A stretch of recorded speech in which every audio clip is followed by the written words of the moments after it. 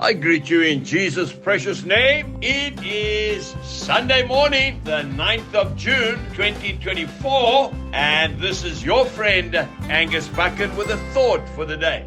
We start off in the book of Galatians, chapter 2 and verse 20. And I'm reading this verse out of the Amplified version of the Bible. I have been crucified with Christ. That is, in him I have shared his crucifixion. It is no longer I who live, but Christ lives in me. The life I now live in the body, I live by faith, by adhering to, relying on, and completely trusting in the Son of God who loved me and gave himself up for me. The great paradox. Now, I got hold of the Oxford Dictionary to find out the literal meaning of the word paradox.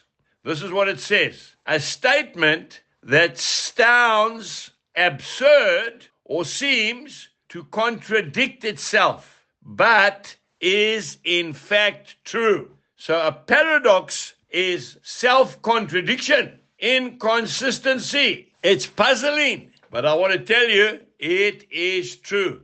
I don't know if you remember, some of the men may be listening to this message. We had a Mighty Men conference on Shalom, and we called it Dying to Live. If you want to live, you have to die. Our biggest enemy today, you and I, is not the devil. Remember when Jesus died on the cross, he said, "It is finished." Our biggest enemy is ourselves. Now, Jim Elliot was a young missionary that went out to the South America, to the jungle in the Amazon, and he was murdered for his faith. He was 29 years old. He said, "It is no fool who gives what he cannot keep to gain what he cannot lose." We cannot keep our faith. We cannot keep our lives, but we can have eternal life. John 12:24, unless a grain of wheat falls to the ground and dies, it abides alone. But if it dies, it bears much grain.